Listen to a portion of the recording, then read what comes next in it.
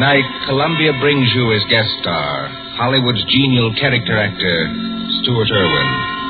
The story is by the author of The Thin Man and the Maltese Falcon, Dashiell Hammett, one of America's acknowledged masters of the art of suspense. Suspense is compounded of mystery and intrigue and dangerous adventure. In this series are stories calculated to intrigue you, to stir your nerves, to offer you a precarious situation, and then withhold the solution until the last possible moment. Tonight, for instance, Stuart Irwin plays for us a pleasant, easygoing assistant chief of police in a small town who, to everyone's surprise, was instrumental in solving a murder. We trust that with this tale we shall keep you in suspense. For Suspense tonight, CBS presents Stuart Irwin in Two Sharp Knives by Dashiell Hammett.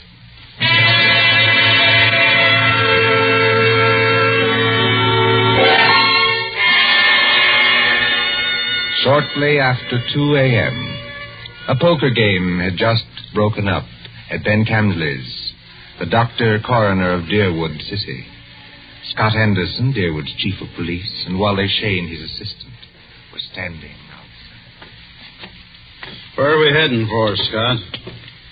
Let's walk across the street, Wally. Railroad station. Gee, aren't you afraid of the excitement, Chief? Don't you think that watching the 211 come in is apt to be too much for your blood pressure? Well, if it is, Wally, you can always carry on. You've been a pretty good imitation of an assistant to me for some time now. Yeah? Yeah. If anything happens to me, you'd be the chief. Don't worry. Won't be any harder for you to fool the public as chief. Hi, Elmer. Howdy, Scott. Hello, Wally. Kind of late for you boys to be around, ain't it? No, I don't know. We sort of figured we'd put the town to bed tonight. How's the 211? On time? Right on the nose. She ought to be blowing for the bend in just about 3 seconds now. Yep. What'd I tell you? That's her now. Expecting anyone on her, Scott? No, Elmer, I'm not expecting anyone.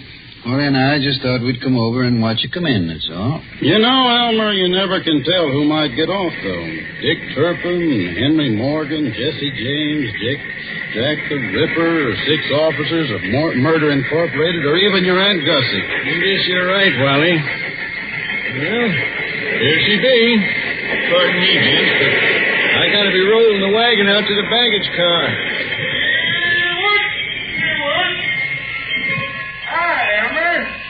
How's it going? Well, I can't complain. Cap. Well, maybe you can, Elmer, but I sure can if you hold us up with that freight there. You got much more? Nope. This is the last piece now. There you are, Cap. All done. Okay. See you tomorrow, Elmer.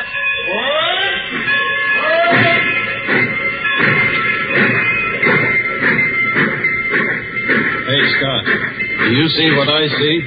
You mean, do I see the man who just got off that train? The answer's yes. Well, he's a ringer for the guy we got a picture of. That is the guy. Well, then, what do we do now? We take him, Wally. My car's at the corner of the alley. But, Scott... We'll tail him up the street. Okay, Scott. There he goes now, over toward the taxi stand. Come on. Let's follow him.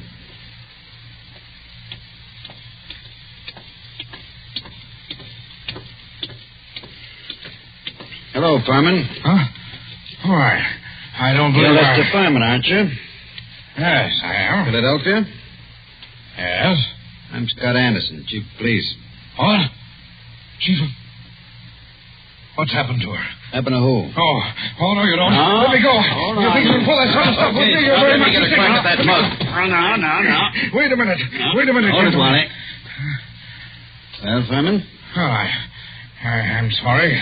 For a moment there, I thought you weren't really a policeman. Thanks. Nice to know I look almost human. Yes, it was silly of me. I'm sorry. Well, let's get going now before anything else happens. Okay, Furman, get in the car. I'll drive, Scott. In you go.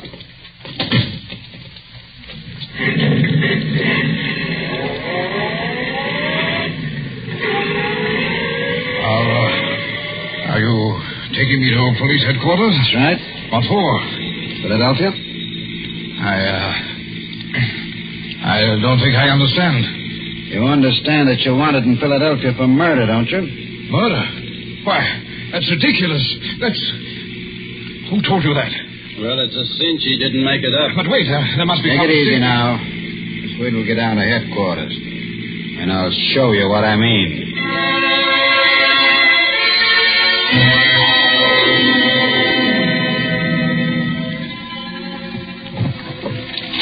Now then, here's the circular on Lester Furman. It was sent out by the Trans-America Detective Agency in Philadelphia.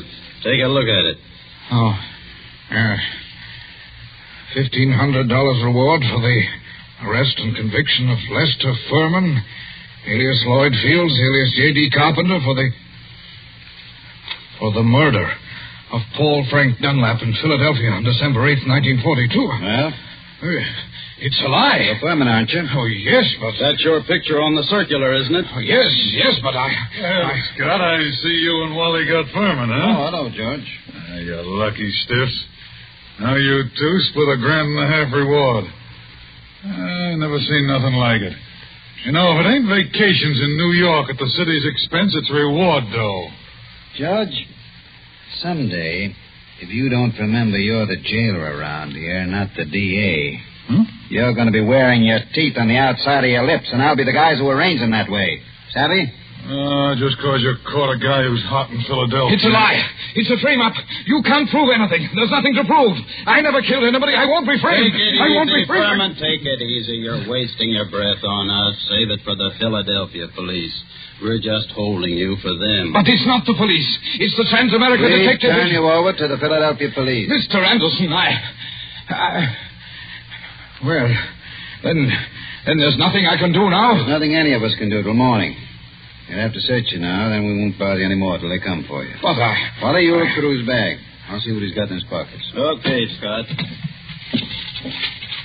Well, all he's got on him are some business cards, a few letters, $160, a book of checks in a Philadelphia bank, and a few odds and ends. What's with the bag, Wally? Not much. A couple of changes of clothes, some toilet articles, and... Oh, here's a 38. Loaded. Pretty little thing, isn't it? Okay, put those things in what I got in the vault. All right, George. You can take Furman now and lock him up. This is the most ridiculous Come thing on, darling, come on. We ain't had nobody in our little hoosgow for 3 days running. Hey, yeah? You'll have it all to yourself. Just like a suite at the Ritz. What? Go on, in you go. I tell you, you're making a mistake. I demand to be allowed to get in touch with my lawyer. Hey, how about you boys cutting me in on a little of that blood money, huh? Oh, sure, George, sure. I'll forget all about that 2.5 you've been owing me for 3 months. Make Furman as comfortable as you can, George. Take good care of him. He's valuable, huh? Yeah, now, if it was some bum that didn't mean a nickel to you... George, any day now I'm going to forget that your uncle is county chairman and throw you back in the gutter just to see how high you'll bounce. Remember that. Oh, Scott, I didn't mean nothing. That's all, George. Never mind the rest. I'm going home now. If anything's urgent, I can reach there. But get this. I don't want to be disturbed. Unless it is urgent.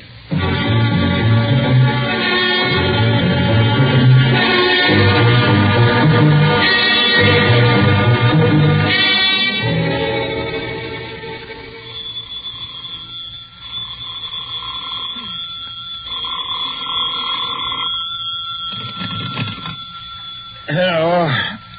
Scott, this is Wally. Yeah, Wally, what time is it? It's 6:05 in the morning, and you'd better come right down, Scott. That fella Furman's hung himself. What? Furman hung himself? Yep, by his belt, from a window bar. Deader than a mackerel. I'll be right in, Wally. Phone Doc Camsley and tell him I'll pick him up on my way down. No doctor's going to do Furman any good, Scott. Well, it won't hurt to have him looked at. You'd better phone the chronic court at Douglasville, too, and file a routine report. Already did that. And what's more, hold on to your seat. The DA's on his way over, in person. The DA? Yeah. I'll be there before you hang up, Wally.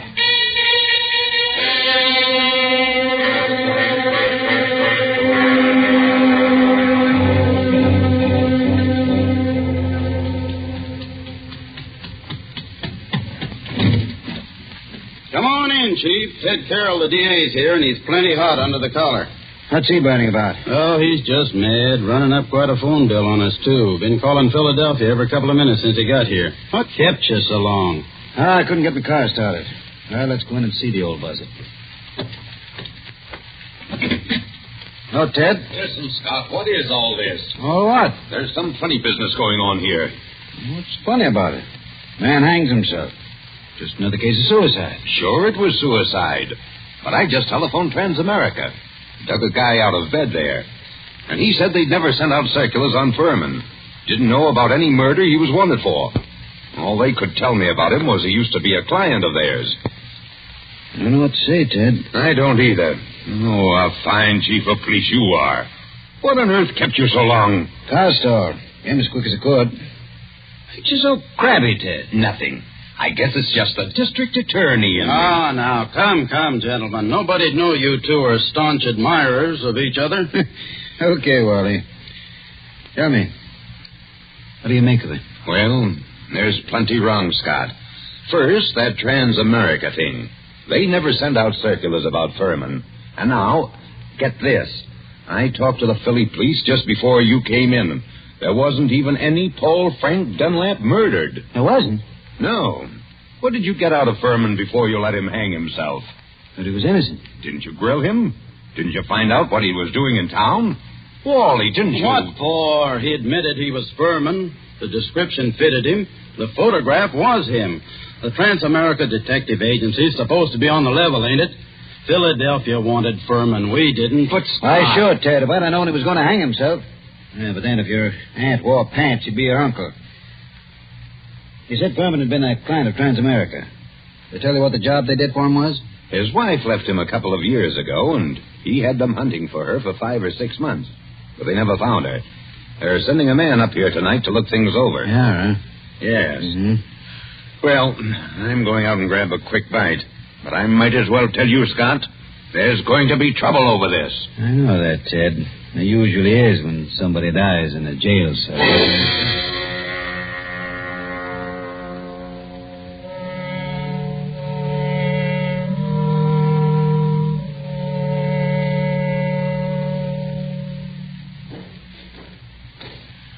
Well, so what's become of that 1,500 fish now, huh, Scott? What happened there last night, George?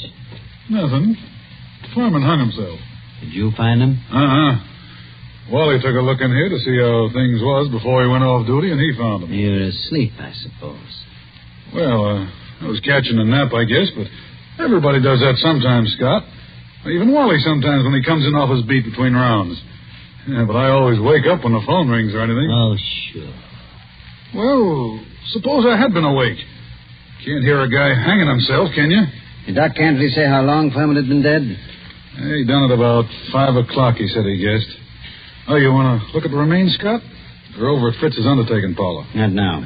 Hey, and speaking of firemen, what are you going to tell the guys from Transamerica when they show up here tonight?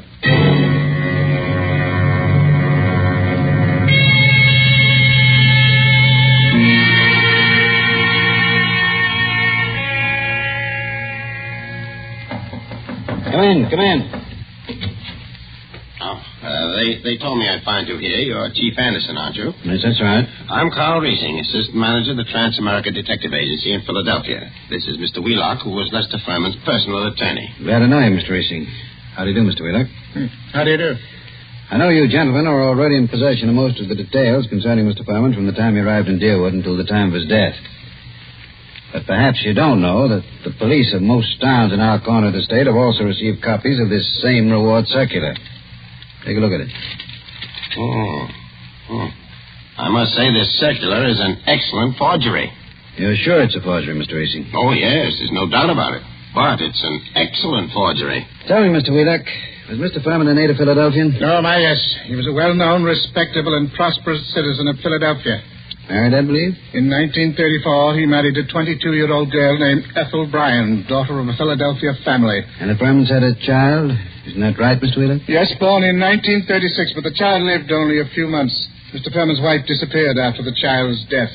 What year was it that she disappeared? Mr. Riesing should remember that. His agency worked on the matter. Oh, I remember it well.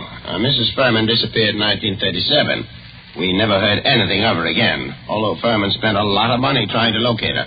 What'd she look like, Mr. Riesing? Just a moment. I have a picture of her right here in my briefcase. Here it is. Quite pretty, isn't she? If you care for that type. I see what you mean, Mr. Wheeler. Well, she's attractive as that. Judging by this photo, I'd say that she was a small-featured, pretty blonde, with a weak mouth and large, somewhat staring eyes. Well, that's an accurate enough description, all right. If you don't mind, I'd like to have a copy made of that photograph, Mr. Riesing. Oh, you can keep that one if you like. It's one that we had made up at Transamerica. Her description's on the back. Thanks. Did Furman ever divorce her? No, sir. He was a lot in love with her, and he seemed to think that the child's dying made her a little screwy so that she didn't know what she was doing. That's right, isn't it, Mr. Wheelock? That is my belief, Mr. Riesing. You said Furman had money, Mr. Wheelock. About how much did he have? And who gets it? I should say his estate will amount to perhaps $500,000 left in its entirety to his wife. Mm-hmm. It's quite a handy sum for anyone to have, I'd say. Mr. Wheelock, everything shows that somebody framed Furman into the Deerwood jail. And that frame-up drove him to suicide. But there has to be something else. A lot else. Well, then, what are you going to do? I'm going across the street to the undertaking parlor and have a look at Furman. I'll see you later.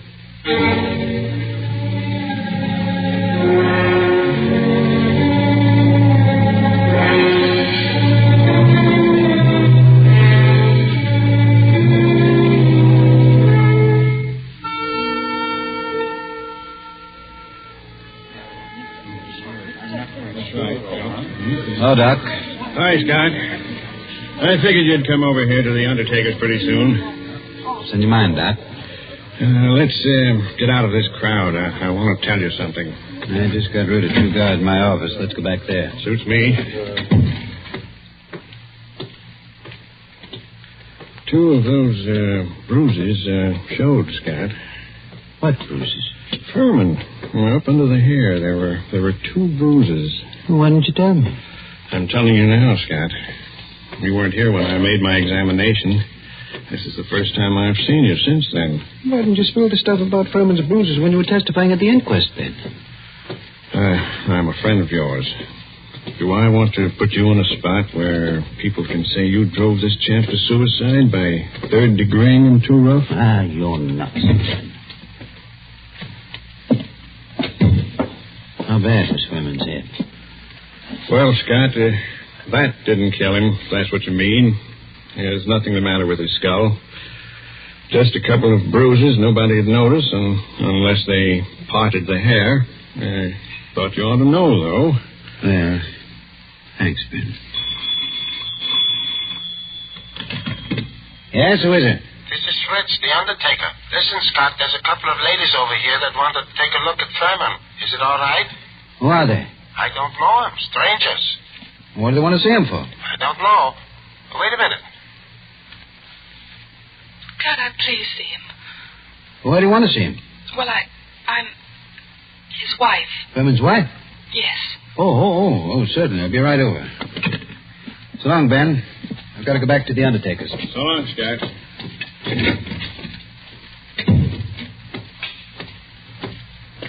Hey, Scott. What do you want, Wally? I want to talk to you a minute. Over here where we won't be seen. Okay, what is it? A couple of dames came into Fritz's undertaking place just as I was leaving. One of them's Hotshot Randall, a babe with a record as long as your arm. She's one of that mob you had me working on in New York last summer. She know you? Sure, but not by my right name. She thinks I'm a Detroit rum runner. I mean, did she recognize you just now? I don't think she saw me. Anyway, she didn't give me a tumble. You don't know the other one? No, she's a blonde, kind of pretty. Okay, Wally. Stick around a while, but stay out of sight. Maybe I'll be bringing these dolls back with me. Whatever you say, Chief.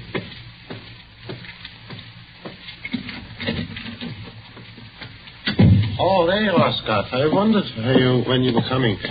This is Mrs. Furman, and this is Mrs. Crowder. How do you do? Hiya, Chief. They just saw the body. Mrs. Crowder, I thought your name was Randall. What do you care, Chief? I'm not hurting your town any. Don't call me Chief. You city slickers, I'm the town whittler. Thank you for letting me see him. It's all right, Mrs. Furman. But I'll have to ask you and your friend some questions. So if you'll just come across the street to headquarters, we'll get on with the routine.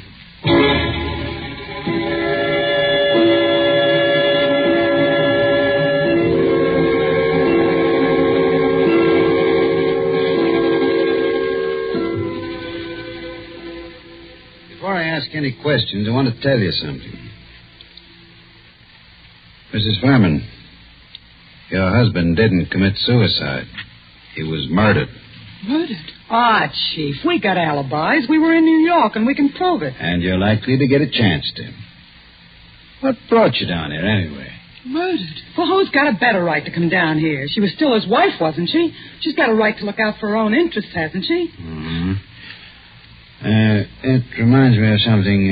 Excuse me a second. I've got to make a phone call in the next room.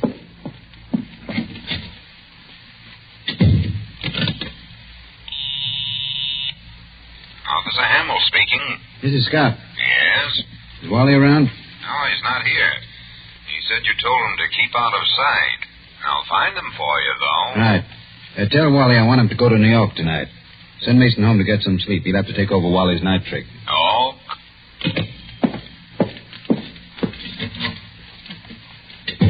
Mr. Anderson, do you think I had anything to do with with his death? I don't know, Mrs. Furman. I know he was killed. I also know he left you something like $500,000. Wow. Dollars? Dollars. All right, Chief. Let's stop clowning. The kid here didn't have a thing to do with whatever you think happened. No? No. We read about Lester Furman committing suicide in yesterday morning's paper, and about there being something funny about it. And I persuaded her she ought to come down to deal with Anderson, I wouldn't have done anything to hurt Lester. I left him because I wanted to leave him. I wouldn't have done anything to hurt him for money or anything else. Had I wanted money from him, I would only have had to ask him for it. That's the truth, Chief. For years I've been telling Ethel she was a chump not to tap him. But she never would. I wouldn't have hurt him. Why'd you leave him then? Oh, I don't know how to say it. The way we lived wasn't the way I wanted to live. I wanted... Oh, I don't know what. Anyway, after the baby died, I couldn't stand it anymore. Excuse me. Hello? Oh, yeah, Hammer? You gave Wally the message? Yes, I want him to go to New York tonight. Okay, where is he? Home? He is home, huh? Okay, thanks. This is, Furman. This circular, it's got your husband in the jail. Did you ever see that picture before? No. Well, that can't be. It's a snapshot I have. It's an enlargement of it. Who else has one? Nobody that I know of. I don't think anyone else could have one. You still got yours? Yes. Don't remember whether I've seen it recently. It's with some old papers and things. But I must have it. Well, Mrs. Furman, it's stuff like that that's got to be checked up. Neither of us can dodge it. Now, there's two ways we can play it. Yes? Mrs. Furman, I can hold you here on suspicion until I've had time to investigate things. Or I can send one of my men with you to check up in New York. Yes? I'm willing to do that if you'll speed things up by helping him all you can. If you'll promise you won't try any tricks. I promise. I'm as anxious as All right. How'd you come down? We drove down. We got a great big car. That's my car, see? That big green job across the street. Yeah. And my man can ride back with you, but no funny business. Oh, don't worry, Chief. Come on. We're going to see Wally Shane, the man who's going to drive to New York with you.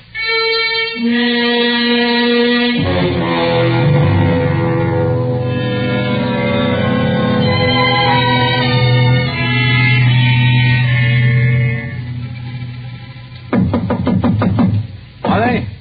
Who is it? Scott, Wally. Come in. Ladies first. Harry. Ethel. No, you don't. No use reaching for that gun, Wally. Already got you covered.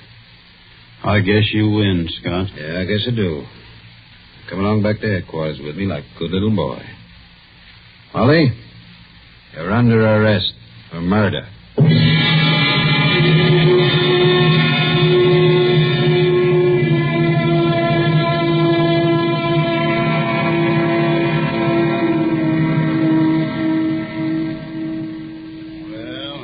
How I knew it was all up, Scott, the minute I saw those two dames going into Fritz's. Then when I was ducking out of sight, I ran into you, and I was afraid you'd take me over there with you, so I had to tell you one of them knew me. Figuring you'd want to keep me under cover for a little while anyhow. Long enough for me to get out of town. Why didn't you get out, Wally? Well, I dropped in home to pick up a couple of things before I scram, and that phone call of Hamill's catches me, and I fall for it. You see, Scott, I figured you're not on to me yet and are going to send me back to New York to see what dope I can get out of the dames. Well, you fooled me, brother. And I thought you'd fall for that. Then you didn't just stumble into all this accidentally, did you? No, I didn't, Wally. I figured Furman had to be murdered by a copper. The no reward circular is well enough to make a good job of forging one. Incidentally, who printed that Furman circular for you, Wally? I'm not dragging anyone in with me. It was only a poor mug that needed dough. Okay, Wally. You see, I knew only a copper would be sure enough of the routine to know how things would be handled. Only one of my coppers would be able to walk into Furman's cell, bang him across the head, and string him up on the... Those bruises showed, you know, Wally. They did? I guess I should have wrapped 2 towels around that blackjack. Oh, gee, Scott. I seem to have slipped up on a lot of things. So that narrows it down to my coppers and... Well, you told me you knew the Randall woman. There it was. Only I figured you were working with him. What got you like this, Wally? Same thing that gets most saps into jams, a yen for easy dough. I was in New York, see, Scott, working that Dutton job for you, palling around with big-shot racketeers, passing for one of them, and... Yes? Well, I got to figuring that my work takes more brains than theirs, and they're taking in big money, and I'm working for coffee and cakes. That kind of stuff gets you, Scott. Anyway, it got me. Mm-hmm. Then I ran into this Ethel Furman, and she goes for me like a house afire. I liked her, too, see, so that's dandy. But one night she tells me about how much dough her husband's got and how he feels about her, and I get to thinking... Thinking what? I think she's nuts enough about me to marry me. So I got to thinking, suppose he died and left her his role. Mm-hmm. I see. So I run down to Philly a couple of afternoons and look Furman up, and everything looks fine. I took my time working out the details, meanwhile writing to her through a fellow in Detroit. Go on. Finish one. Well, I decided to do it. I sent those circulars out to a lot of places, not wanting to point too much to this one. And then when I was ready, I phoned Furman, telling him to come to Deerwood Hotel that night. And sometime before the next night, he'd hear from his wife, Ethel. I knew he'd fall for any trap that was baited with her.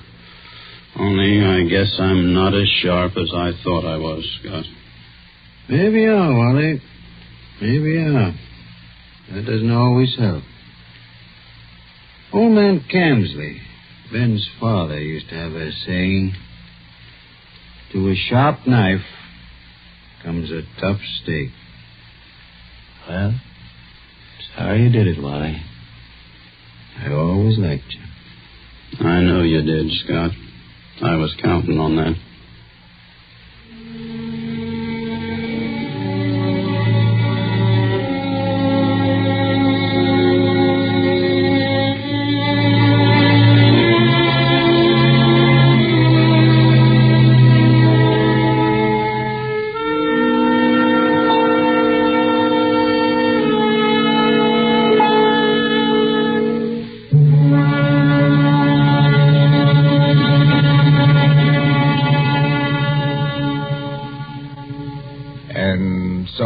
Dashiell Hammett's 2 Sharp Knives, starring Stuart Irwin.